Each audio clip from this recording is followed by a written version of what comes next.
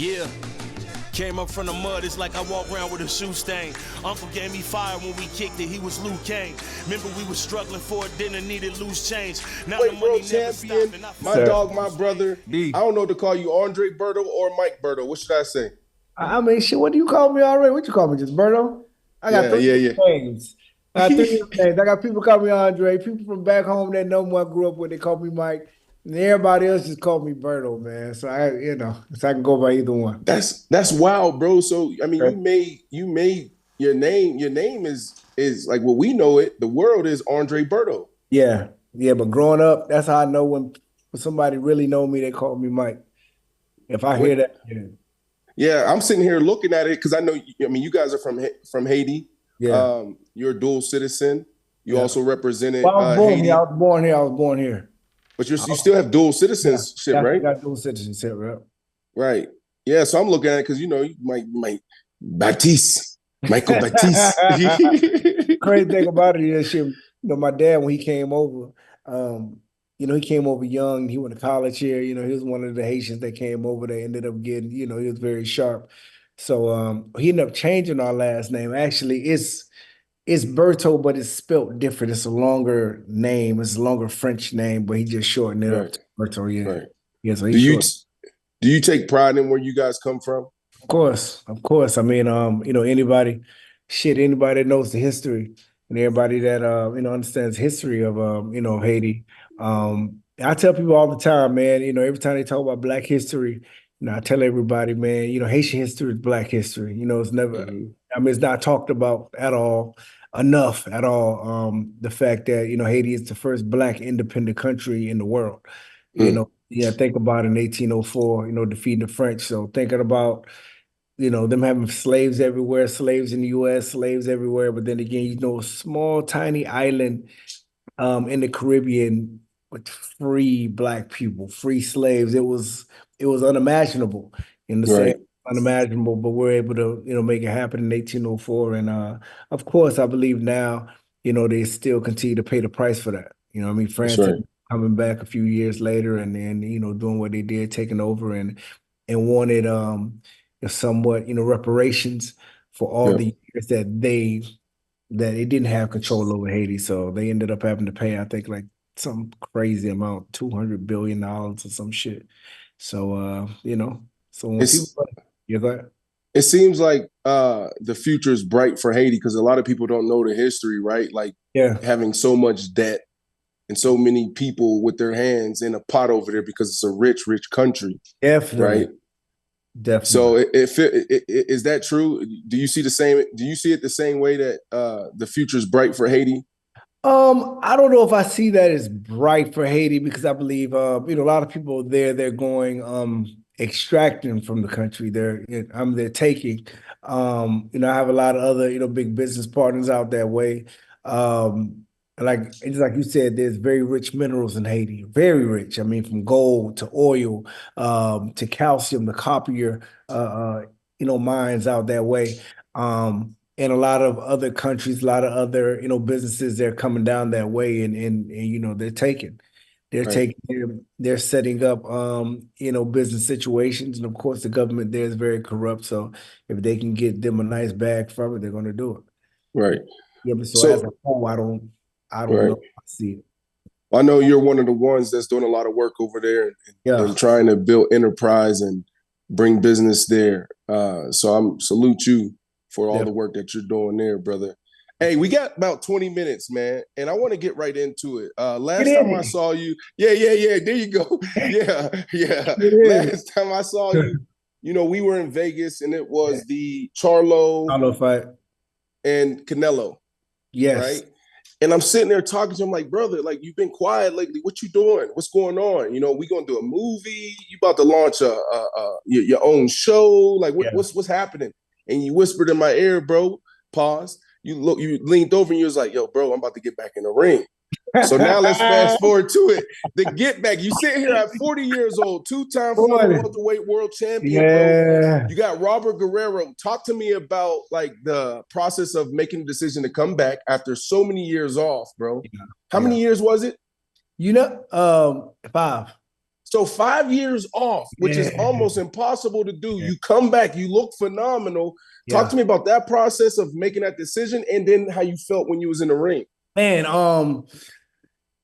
it was just me just always feeling like just mentally I can just step over and just beat down any type of barrier that I want to, just in life, period. And that was a fight I always just wanted to get back. I mean, of course, I lost to Victor Ortiz, ended up coming back, getting that in fashion. But that 5 years, even though I stayed in shape and stayed I think my misconception on how tough a training camp, a real deal training camp could be, especially coming back at 40. You know what I'm saying? I mean, I always feel like I look great. I can always go and work out. I talk to my boy Andre Ward. He's like, man, listen, I want to see it, but you know how to. That's what people don't understand. People need to understand and realize this. People think and only watch the fight. Yeah. Us as fighters, yes, we think about the fight, especially once you get a little bit, later in your career. It's not the fight. It's the training camps that we have to go, this grueling training camp we have to go through to get ready for this fight. I'm talking about 10 to 12 weeks.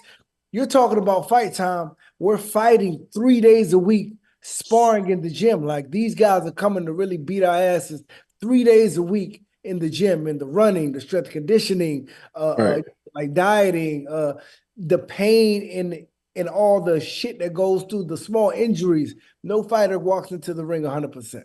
Wow. Going through little injuries here and there, all the knickknacks. So just me getting ready for that, man. I think the first 2 weeks, me getting back in the training camp, getting up at 4 a.m. running and, running the hills and sparring and shit like that. My sparring partners were 19, 20 years old. Laying in the bed.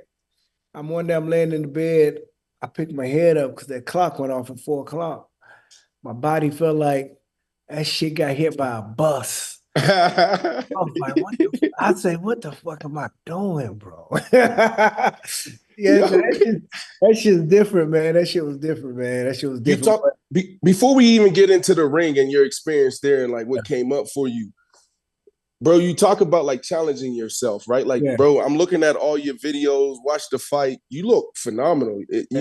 One can say you might have been in some of the best shape of your damn life. Yeah. Like, the way you look phenomenal. Yeah. Right? Yeah. So you had that moment, clock goes off 4 a.m. Like, damn, what am I doing? My question for you is like, what did you learn? Because when you talk about challenge yourself, because I'm the type of dude now, I'm sitting here about to turn 40 here in March. So I'm 3 months away from turning 40. Yeah. I'm thinking about running a marathon. I'm thinking about an Ironman. I'm thinking about how am I going to challenge myself mentally and physically now in this phase of my life? Because as an athlete, we love those challenges. We grow up on it. So cool. You came back. Was there anything that came up for you or transformed your life through that camp? Yeah, of course. I mean, it's fact having my kids within that 5 years time and end up having my 2 kids, just family in general. Of course, just, being able to lose my dad at right after my last fight as well. So, just I had a lot of different things to motivate me. And at the same time, I'm one of those guys that I'm very self-motivated. Any type of any type of hardship, any type of pushback for some reason, I love just to see if I can get over the barrier of it. And just the fact of going into that camp and really, just seeing if I can really push myself to that level again and really wake up each and every morning, even every day, or just days I just didn't want to, just really push my mind to continue pushing forward to prove something to myself and a lot of guys that were in that gym and everybody else that I can get back to top, world championship shape after 5 years and look phenomenal, still look young and fast and sharp. And, I was impressed, by myself to being able to do that, to really get through that training camp. Right.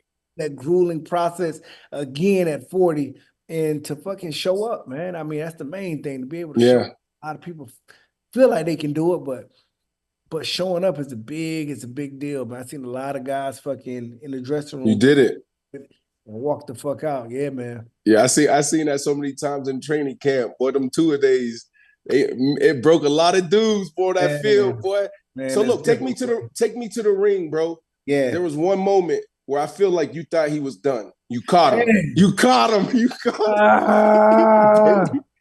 Did you think he was going to drop me? Oh, he's up out of there, man. I'm like, okay. Bing, bing, boom, double jab, right hand, smash. He took it. He shook that shit off. He looked at me. Yeah. I said, God damn, here we go. Bro, that was solid. That was so solid. I thought he was done. That was a solid shot, man. But like I say, man, that that gives a lot of credit to him, just having him a tough chin, and just continue to say just how tough this fight game is, man. I mean that's life. I was talking to my homeboy yesterday. I mean, this fight game, correlates to life so much. You could think you have something, but sometimes it doesn't go your way. So you just got to keep trucking, man. Keep the feet moving, keep putting that pressure and keep putting that foot on the pedal. Eventually, it's going to come. Break that down for me. You said the fight game help me out here. I can't say to life. Go ahead. There you go. Yeah, for sure. Break that down. I mean, it correlates to life so much in every aspect. You're going to have ups and downs. You're going to have great victory, and it feels amazing. But, sometimes, you may not have a good night. You're going to have to go through all the backlash. You're going to have to go through all the, all the bullshit that comes with that. So you just have to know how to, always just pick yourself up, man, and stay focused and just keep your eye on the goal. So when people always see me write that, I got a hashtag that says the harvest is coming. And that pretty much, kind of sums it up for me to continue to keep my eye on the prize, keep my eye on the harvest. Whichever time it may be, it's coming soon. It's always coming. You may have giants in front of you. You may have some obstacles in front of you, but keep your eyes on the prize. Yeah, that's good. That one, my favorite Bible verse is Galatians 6:9. It says, it's basically due season. Yes, sir. Continue to do good, and in due time, you will reap your harvest. Reap your harvest, man. Yes, Galatians 6:9. I'll text that over to you if you don't already have it. So you talk about your harvest, bro. Before we get into the state of boxing, and then I'm gonna ask you about a few names: Terrence Crawford, Devin Haney, Tank. I want to talk about Joseph Parker, Devontae Wilder. I want to talk about Anthony Joshua, some of the big dogs. But are you coming back? Because there was a clip afterwards, after the fight, where you were like, I don't know what my old ass was doing or what I was thinking. I might need to go sit down. So, I mean, look, bro, it's 5 years. George Foreman did it, right? Yeah. I mean, of course, I got a lot of love after the fight. A lot of love, and people want to see me back in. But like I said, me and you have had these conversations plenty of times before. This right here is a young man's game. This shit is the hurt business. You know what I'm saying? And I could, but at the same time, I think I kind of rather, be that pillar to show these guys how to make this money outside the ring. Show these guys that this fight game is a platform for many other things. Don't think this shit is over. I mean, of course, you're an example of that too. Don't think shit is over just because the game is over. You know what I mean? I mean, you're special for a reason. You're just not special because you're a tremendous athlete. You're chosen. I mean, you're special for a reason. And it's not just because of the game. Let's keep on flourishing. Let's keep on being examples outside the game as well. So I don't know. We'll see. Yeah. That was very political. That means if the right fight come, the right bag come, you might be out there again. I like how you put that. But I also like how you said this too, though, bro. I never looked at it this way where you said, as an athlete, you're special. But you're special beyond that is basically what you said. I never thought about it that way. You're chosen, an athlete. Yeah. You did some amazing things in the ring, on the field, on the court. Yeah. You can also take those same things and do something different. Yeah, in a different space. That's cool. Man. I see it, man. I see a lot of guys, once they finish a ball or finish whatever, they just feel like, okay, they really fall all the way back. They fall all the way back, get fat, get lazy, just lay it up and just feel like the gift is gone. Like no, like you've been chosen, from birth, like you're special for some reason. Not just this. Yes, you got great athletic ability, but you've been chosen out of all these people to be showcased to the world. And it's not just for that. Let's keep it going. Right. Yeah, graduate to the next stage. Let's go. You know what I mean? I think that people just need to hold on to that, hold on to, yeah, I mean, to that fact of just knowing how special that they are, even outside the game. Yeah, a lot of our cats are struggling, bro. And, Oh, a like you lot of said, them. they're physically, mentally, spiritually. So I'm glad that you hit on that. Yeah. State of boxing. Yeah. Come on, give us what's going on. We in a good place? We in a Man, bad place? We in an I okay think place? I think we're in a great place, man. I think we're in a great place. I think that division, that 135 to 140 division is keeping everything, really exciting. It's almost like kind of like back in the day, the Four Kings, the Sugar Ray Leonard, the Marvin Hagler, Duran, and Hearns. And I think you kind of got the same type of vibe. Like I said, with Devin Haney, Tank, Right. uh, Teofimo Lopez, Shakur, yesterday Ryan Garcia, and they have something now that we've never had, coming up, and that's social media, and these guys are really finding out, how to really maximize that to really promote themselves, because like I said, like back in the day, I mean, you weren't really hearing about any of these guys if they weren't getting ready for a fight or being promoted outside the ring the right way, but now you got this phone now. Now they're keeping that buzz, they're keeping that energy and that buzz going even outside the ring, which is amazing. It's football season, and you can get anything you need for game day delivered with Uber Eats. Well, almost anything. Game day snacks with Uber Eats is myself, Brandon Marshall, and the lovely Chef Danny.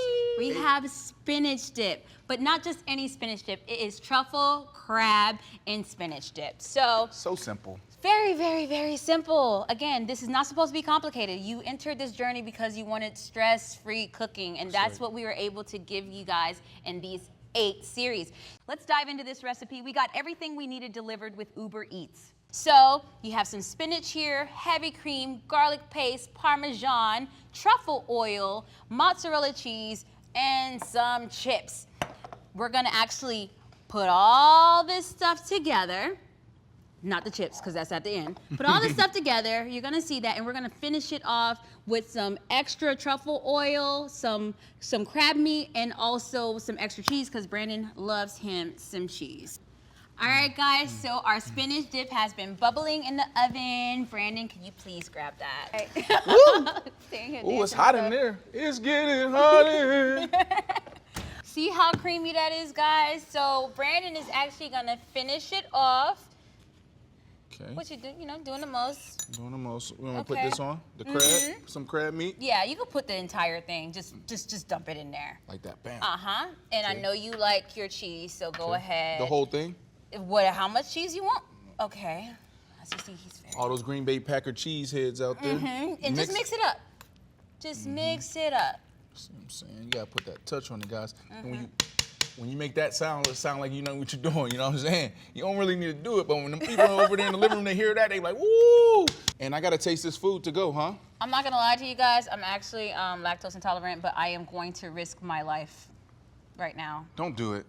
Okay. I at least need a. The chef Oh my always God. gotta taste it. What is it? It's so good. You can't. I did That's a little like dance. I did like the flapper dance. that's like a little cocky, like arrogant, like when you enjoy your own work like that. Well, I'm not gonna lie to myself. Ooh. I'm sorry that my parents actually instill confidence in me, just like yours did you. There you So, Like always, my house, my kitchen. game day snacks. There you have it. Get almost anything for game day delivered with Uber Eats, official on-demand delivery partner of the NFL. Order now. Alcohol in select markets.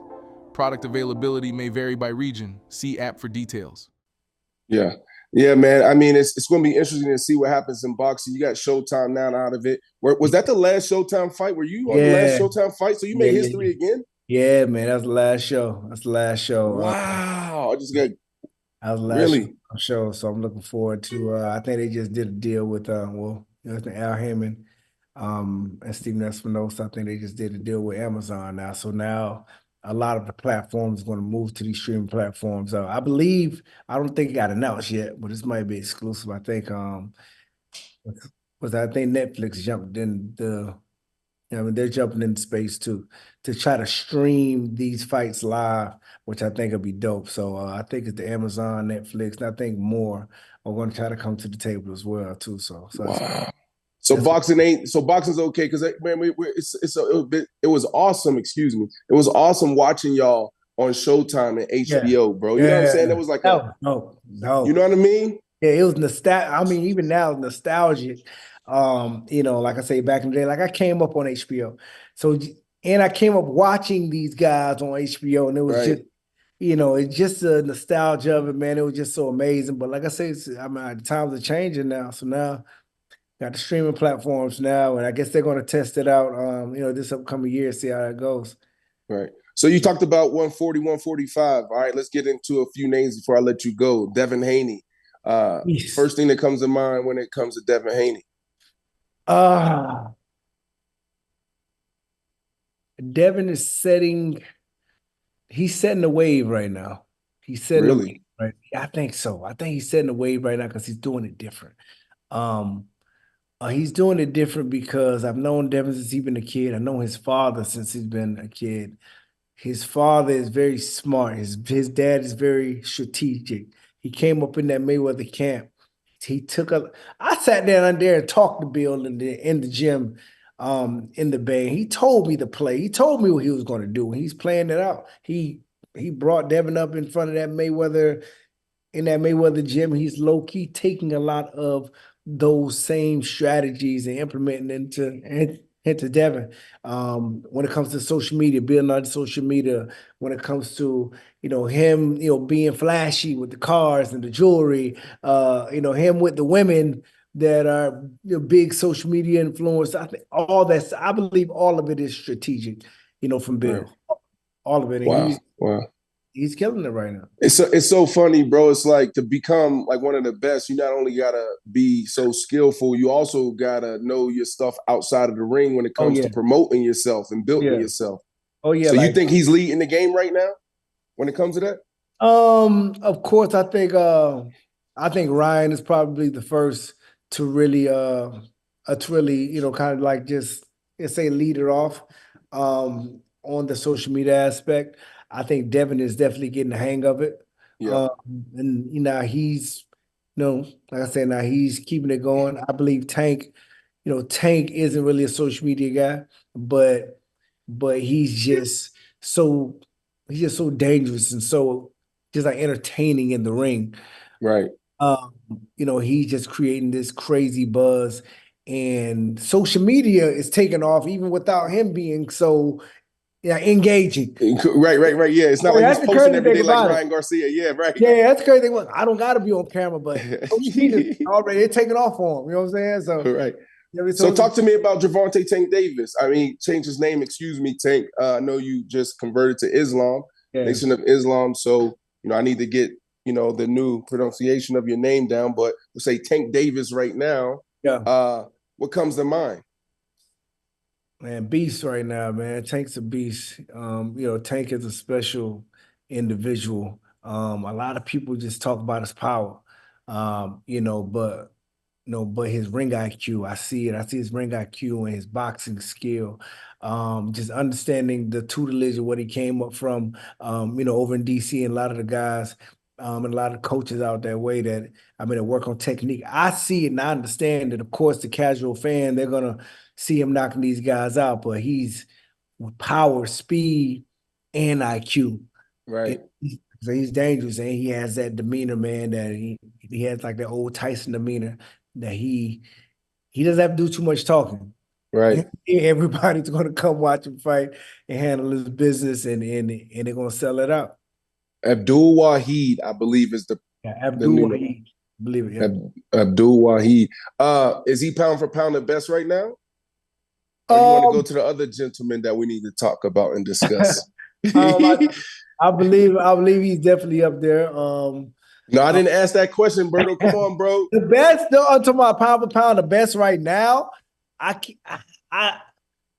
in the game right now, I don't think I can give it to him yet. So who's gonna give it to? Pound for pound, the best right now. I still think pound for pound. I still think we're still looking at Don't say Canelo. Crawford and Canelo. Ooh, will we ever see that? What fight will we see? What's next for Crawford? I think that's still pound for pound. I think I know you just ran into him a couple weeks ago. I seen the viral video. Yes, my man. And I done told him, man. I told him after the fight. I told him after the Spence fight. I said, "Listen, bro, your fight gonna have to be Canelo." Wow, I don't know, man. I don't think I'm gonna go all the way up there. He wanted to fight Twin to win the undisputed again, which I understand. And then they put him in a tough situation. They stripped, Twin from the, with the belt. So he had to kind of throw that away. And I'm like, the Canelo fight is it. And as he continued to move around, do interviews, everybody kept talking about it. So I think that's the fight that I think that's the fight that's gonna solidify it all. He fight Canelo. If he beats Canelo, he better just leave, walk out the ring, never come back, sit on the throne like.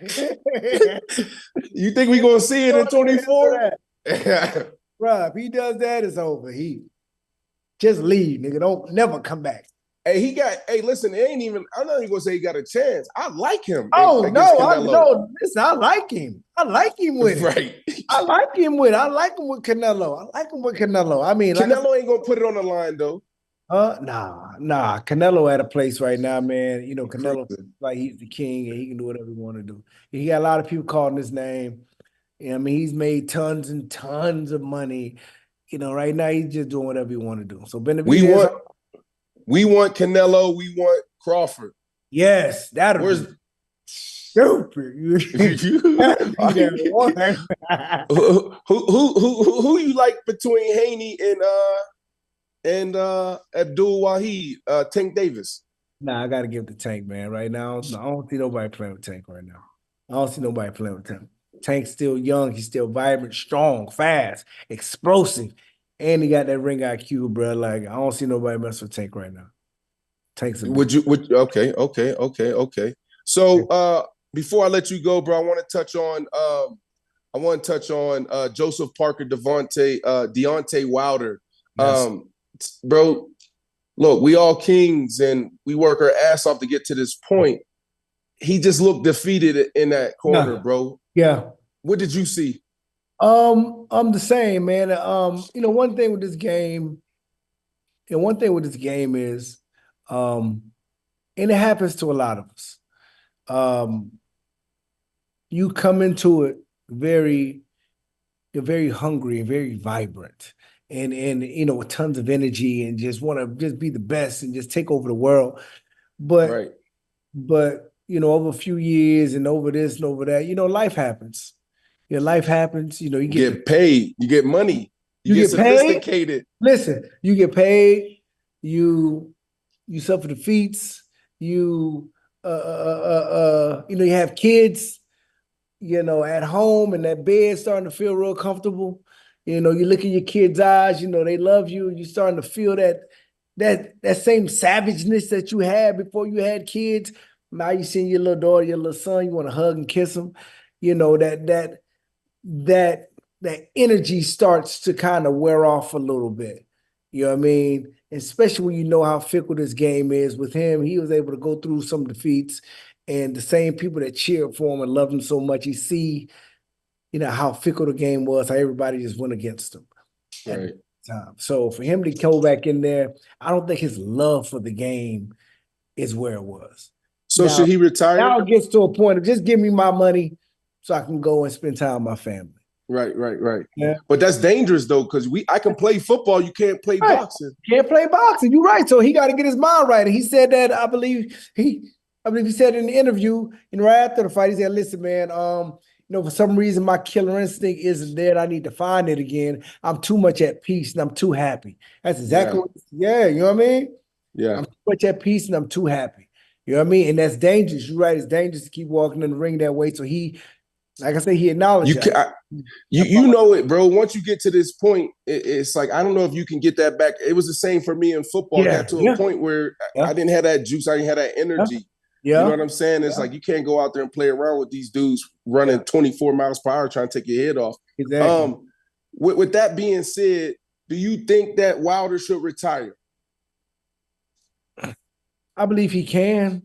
You know, because we wanted to see that Anthony Joshua fight. You know, everybody been calling for that one. As I'm saying, it seems like he's in a good place right now in his life. He's made tons of money, like he says that he can retire right now if he wants to. The Anthony Joshua fight is a fight, of course. We want, and it's still a huge fight. But he's going to have to get his mind right if he wants to do that. He's going to have to get his mind right if he wants to do that. My last question for you, was that a mistake signing the deal with Anthony Joshua before he even stepped in the ring with Joseph Parker? Yes, I don't understand why guys do that. I do not understand why people do that, man. You got to stay focused on the task at hand. You know, like I say, this fight game is not a game. Anything can happen, as you can see. But you know, feeling that confident and signing a deal, of course, it probably was just in the Tyson deal, and you know, he felt good about it. But you know, like I said, you don't never do that. Handle your business first. Handle your business first. Everything else is gonna come after. Don't never look past an opponent ever. There you go. Two-time former welterweight champion of the world, and one of the most biggest personalities, one of the biggest personalities in sports. But I can't wait to see when you really, really, really dive in your bag. You've been playing around with us, bro. 2024, man. Bruh, listen, just save a collaboration or two for me. Like, I'll be home first week of January. Okay. So if we can connect, just lunch. We can do this all day long. This right here, we can do this all day long. Bro, 24 gonna be crazy for you. Everybody listening, watching, subscribe, comment, and give us your feedback. That's my brother right there, Mike Berto.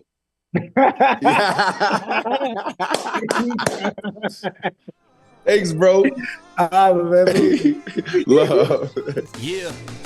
Came up from the mud, it's like I walk around with a shoe stain. Uncle gave me fire when we kicked it, he was Luke Kane. Remember we was struggling for it, didn't needed loose change. Now the money never stopped, and I feel like I'm Bruce Wayne. Ain't never gotta tell me that I'm going, cause I've been gone. Just wanna be judged by my actions, not my skin tone. The hustle man, got my feet planted like the Flintstones. I'm yelling that we did it, high stepping in the end zone. I got my first check and mess around and gave my mama racks. Always had my back, so now I gotta get my mama back. No AC, had us grilling, yeah, it was chain smoke. Promise y'all to make it through this storm, you need a raincoat.